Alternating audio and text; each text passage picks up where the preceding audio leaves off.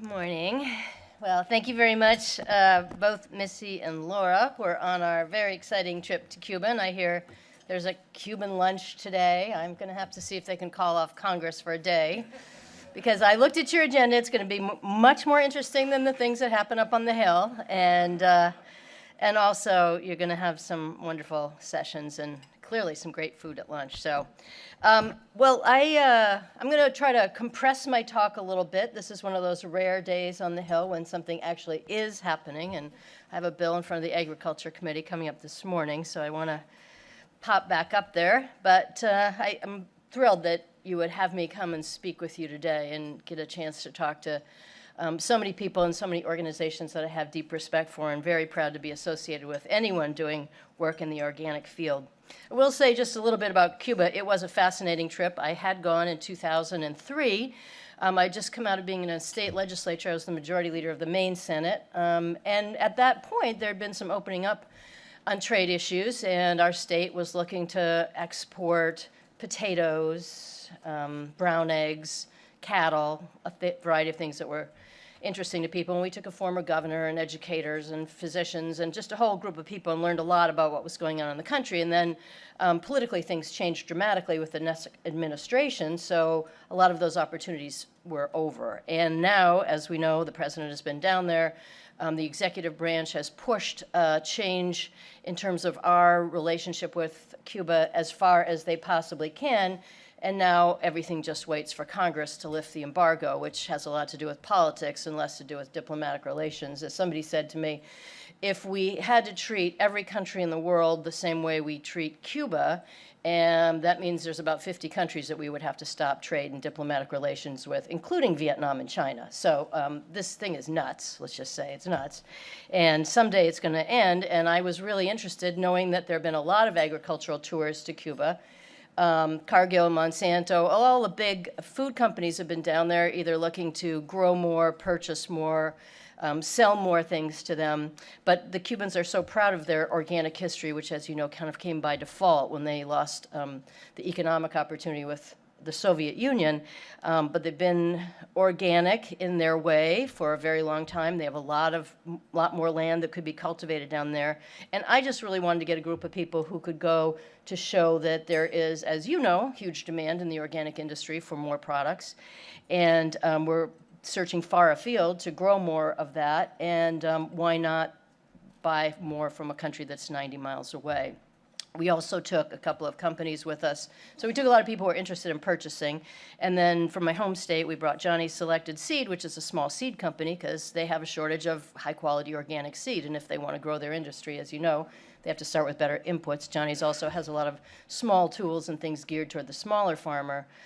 So anyway, it was a great opportunity. And I could talk about Cuba all morning and show slides and never make it back to the Hill. So I'm going to stop there, but I want to thank you guys for attending, for everybody who was willing to come, and hopefully we can do much more of this, because like so many things with diplomatic or political relations, there will be a change that could happen very suddenly, and for those people who know how to work the system or understand what it takes to ship in, ship out, deal with credit, cash, all the other issues, it will be great to be the first people who understand that. So I do feel very fortunate to be one of the people on the Hill who focuses on food and farming systems, and particularly organic. I have a little bit of history. I moved to Maine. I was born in Minnesota, so for any of you Midwesterners, yeah, sure, you betcha, I'm from Minnesota. And actually, my grandparents were all dairy farmers. They were Scandinavian immigrants. But as I was growing up, like any good farm family or farm family member, I thought I would get as far away from farming as I possibly could. But I ended up going to Maine with a book in hand called Living the Good Life by Helen and Scott Nearing. That was very popular in the 1970s, and there was a big back to the land movement in Maine. So inadvertently, I found myself back trying to be somewhat of an organic farmer again and learn more about it. After a couple of years of a very interesting life living at the end of a dirt road with no running water and electricity, I thought perhaps I should develop a few more skills. And perhaps I should have paid attention more when I was a young child to what was going on the farm. But I was lucky enough at that point to go to College of the Atlantic, and Elliott Coleman was my teacher. So to have learned under Elliott Coleman, who's one of the great icons of the organic food movement, was a wonderful start. And I have been, since the 1970s, farming off and on ever since then. Today, I own a farm called the Turner Farm in Maine, where we grow certified organic vegetables. We have a tiny bit of dairy. We raise some pigs, chickens, and we are our best customer because we run an inn and restaurant. So we serve about 200 to 300 people on a busy night in the summer. We're a seasonal business, and we also sell at our own stand and a farm stand. So fast forward till today, I'm lucky enough now to be working directly as an organic farmer, so I understand 100% issues around employment, supply, lack of supply, shortage of grain, challenges around FSMA and other kinds of regulations that we all have to deal with. And so when I come back and work on policy committees, I started out on the Agriculture Committee, and now I'm on the Agricultural Appropriations Committee. When things come before us, not only do I represent a tremendous number of organic farmers in Maine, but I have the experience myself, so I can agree or disagree with my colleagues based on a little bit of knowledge. Sometimes they appreciate that. Sometimes it doesn't work out so well. My favorite story was that for a long time we were running a certified poultry processing facility under our barn, and we were, Maine has some laws that apply to small, under 20,000 batches of birds, and so it was an important part of what we did, and I would, of course, always chip in on the weekends and help out. And if I got in a particularly contentious disagreement, I would say to someone, don't forget, I'm a really good eviscerator of chickens. Got to use what you know. So having been there, first as a sort of back-to-the-lander in the early 70s when talk of organic farming was really just this kind of hippie Birkenstock. Nobody took it seriously. Then I served for 8 years in the Maine state legislature, also some of that time on the Agriculture Committee. And even though legislation was coming before us around GMO labeling or bovine growth hormone or irradiating food, there were very few people who would enter into that debate, and no one really expected in the 90s that any of those provisions would win. Fast forward till today. I think we all know in this room, not only are legislators and political bodies treating these topics very differently, but the consumer, the public, is extremely aware of what's going on and wants to know more about what's in their food. Just as a little example, Maine is one of those states that was early to pass a GMO labeling bill. We're not Vermont. We're one that has to wait for a couple of other states to go along with it. But it was a completely bipartisan bill. It was signed by our conservative governor, and just showed that it didn't matter about left and right and Democrat and Republican anymore. This was very reflective of what people want to have happen, the kind of information that they want. Clearly from the chart behind me, and all of you know, organic food is such a bright spot in agriculture and in retailing today. As you know, 2015 was the amazing year, biggest dollar growth in organic sales, double-digit increases in sales. And I think for most of us, even though you do a wonderful job as an organization of tracking that growth, and we're really grateful for the statistics, in some ways you don't even have to look at the statistics. You go into the grocery store, you see where people are gravitating to. I know because people start conversations with me all the time about wanting to know more about what's in their food, wishing they could buy more locally. It's a very hot topic, and I can tell people as a politician, if I'm in a situation where the conversation gets a little sticky, maybe we're on an issue that it's not as easy to find agreement, tax policy or Obamacare or something, I always pivot and say, hey, did I tell you I'm on the Agriculture Appropriations Committee, and we're kind of trying to get more money for organic research or healthier school lunches? Oh, people, they just light up, and it's so easy, and they forgot what they were mad at me about. It's just a wonderful thing to be working on, and so I feel grateful I've got all these years of history and can talk about it. I was just talking the other day with Michael Berger from Elevation Burger. I don't know if he's here this morning, but oh, there we go. And I thought that was another great example. I'm always looking for those examples, because sometimes people will try to say to me, oh, well, yeah, organic food, that's just this elitist movement that only applies to people who can buy in the most expensive stores. And you all know that's not true anymore. Every chain of grocery stores wants to have an organic. They want to have a locally grown section if they can. And there's the statistics. My favorite one I got from you was that 9 out of 10 parents who buy baby food choose to buy organic, which says a lot because that cuts across all economic sectors. And Michael was telling us they have 3 or 4 of their burger stores in Maine now, and I think maybe 70 around the country. But I was surprised to hear we had 4 in Maine.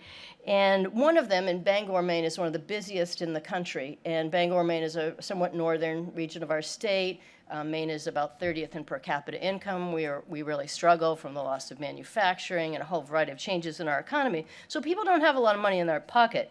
And when he told me that that Bangor, Maine store was one of the busiest in the country, it just told me a lot about how people are purchasing. You could drive into any one of the big chain burger outfits and buy a burger that made no particular claim on it. But the fact that people were turning in that city to go get an organically grown, grass-fed burger and making that their preference shows both that people can tell the difference in taste and also are really choosing this idea of, I want to know what's in my food, and I feel better if I do, whether it's feeding it to my babies or making sure that I, as an adult, am treating myself and my stomach in the best possible way that they can. So I am very excited that we've gotten ourselves to this point.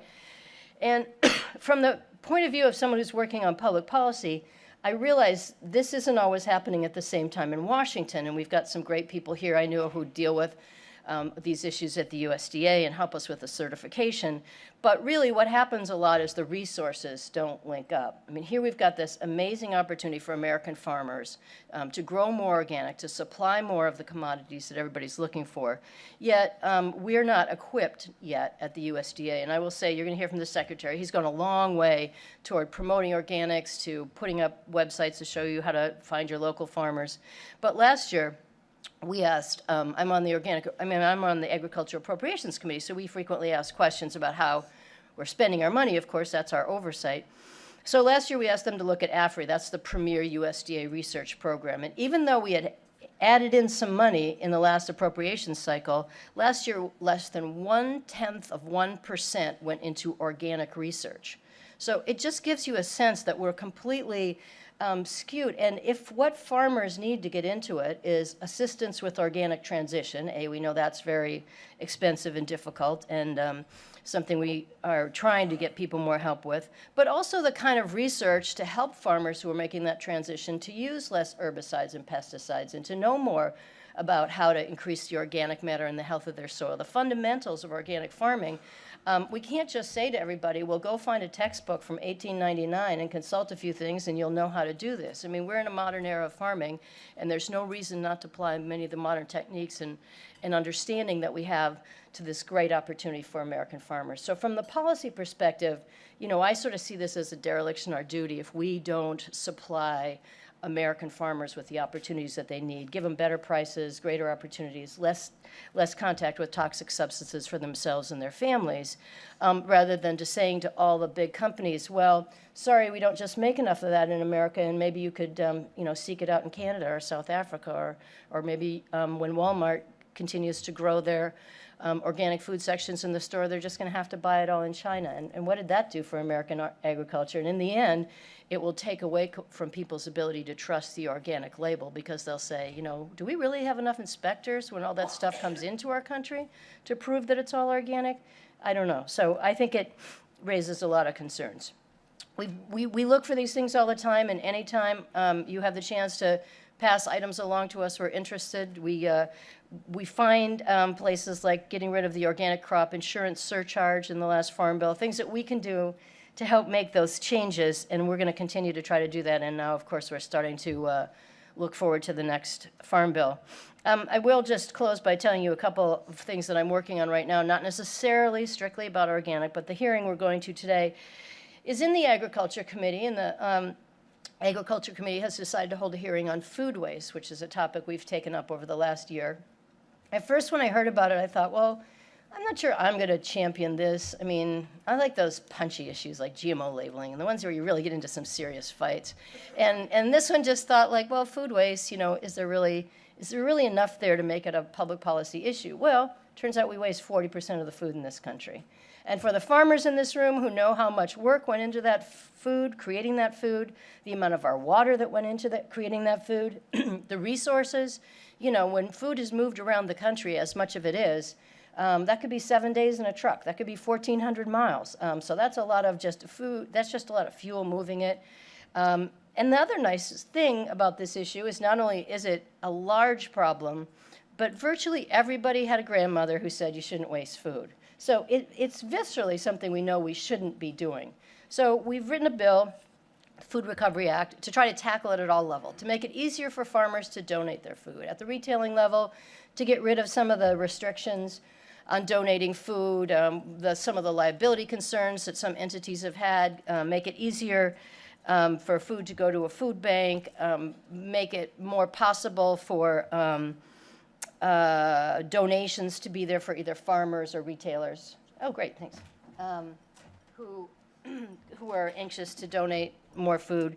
Like I said, we're trying to approach this from a variety of levels, and we're happy to give you the comprehensive bill. But some of it's about consumer education, which NRDC and the Ad Council have already started some interesting ads about the life of a strawberry, you know, what goes into growing a strawberry and then what happens when it molds in the back of your refrigerator because you forgot it like we all do. So anyway, there's a whole variety of things, and also some stuff from municipalities. Anybody who's ever worked in local government knows that one of the most expensive costs you have to cover is waste in a landfill. And food waste is the largest it's the largest component of what goes into a landfill. And unfortunately, it doesn't just do something healthy like it would in a compost pile.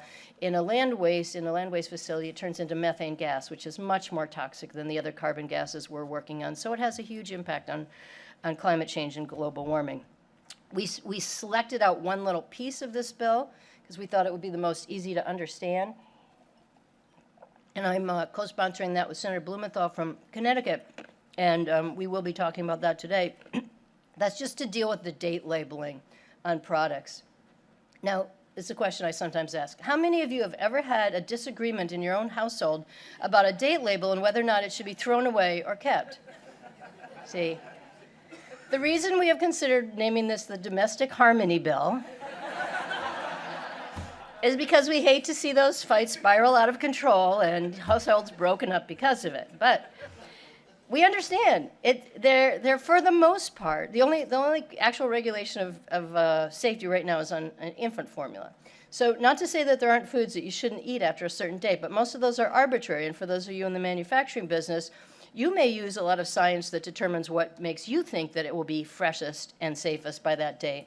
But I think we all know that there are foods that could be in a can far longer than it ever says on the date, and people have dug up honey and, ancient tombs that was 1,000 years old, and it wouldn't hurt you to eat that. So we know that there's not a lot behind it. So all we're trying to do is get the FDA and the USDA to come up with a standard, one that will say expires on. So for those foods that really do have a safe date, you'll know that when it says expires, okay, I shouldn't eat it.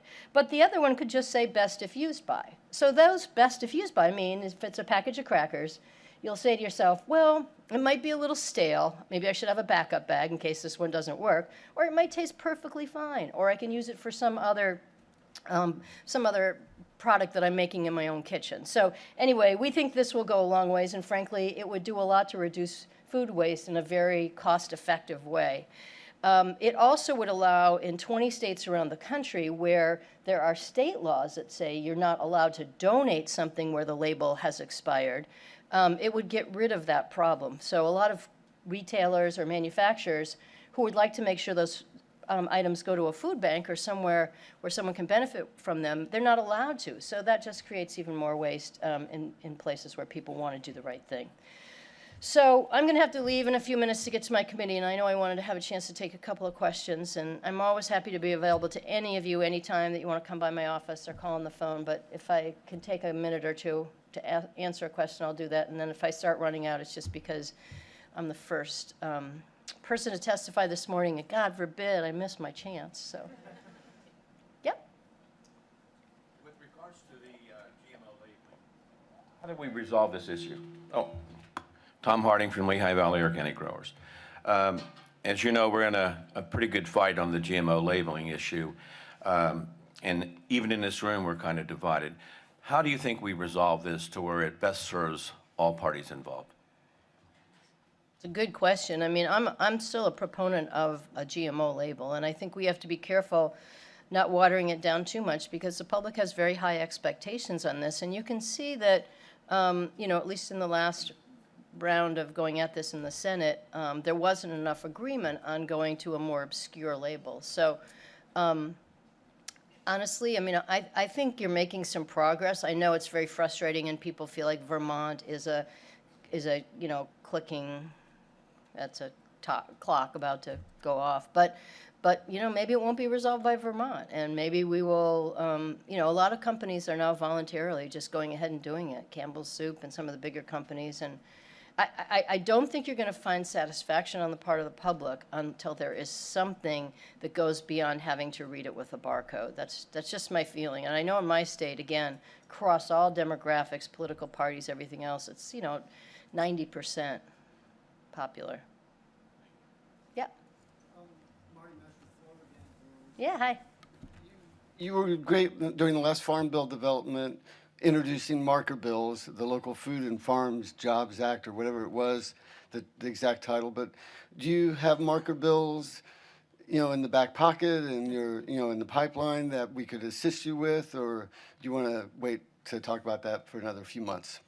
Well, thank you for asking. We're just meeting with people right now to put together another marker bill for we did one last time called the Food, Farms, and Jobs Act, and many of those pieces got pulled out and incorporated into sections of the Farm Bill or in other places. Our Food Recovery Act bill that we're doing right now is a kind of a marker bill. Some of it belongs in, and it's a taxation issue. Some of it's a USDA issue. Some of it's an FDA issue. So we're doing the same thing with that, and very happy to share all that with everyone. And at this point, we're really just collecting ideas about what to go in the next Farm Bill. So experiences that people have been having, or how to put our emphasis in areas that could be most beneficial to supporting the organic industry is information we would really like to have. Bob Quinn, Big Sandy, Montana. I am very grateful for all your efforts on our behalf. What do you see that, how can we really move this 10% for organic research into something more realistic? What can be done? What can we do? What pressure points can we apply? What would you suggest? Yeah, that's a really good question. I mean, that will come up in the Farm Bill and also in our next appropriation cycle. And I appreciate your asking that and validating what we think is important, that we ought to do a lot more of it. So perhaps we could scheme up some ideas about how to do a particular just kind of pressure campaign on the USDA as we're plotting the Farm Bill on how we expand this level of research that's going on there and how we get it a little bit more proportional. I mean, I think all the statistics have proven that the opportunities are there, and there are plenty of conventional farmers right now who are getting increasingly frustrated that their commodity prices aren't as good as they could be. A lot of them just have, it's out of their familiarity to transition to becoming an organic farmer and what that would take, or how to control pests and weeds in different ways. So I think we could make this a really good campaign about how to give American farmers those opportunities. And I think if people statistically started to see how much organic companies are having to go out of the country to access the supply that you need, it would be a good way to push the department to say, aren't we supposed to be here to assist our farmers in these great opportunities, especially when either their prices are going down, or in some cases, I just read the other day that sugar beet growers in Minnesota are having a lot of problem because they're basically all a GMO beet, and the interest in buying their crop isn't that great anymore. So you could have a whole industry that gets wiped out because they forgot to read the headlines and find out that the world was changing very fast. And that is the responsibility of of our members of Congress and I think of the USDA. So I hate leaving this room. You guys are the most fun people I will be with today. I hope you'll have a great day, and really anytime any of you want to come and talk to me, it's my favorite topic. I like to do work on this, and anything else I can do, I will be there to help you. So thank you very much.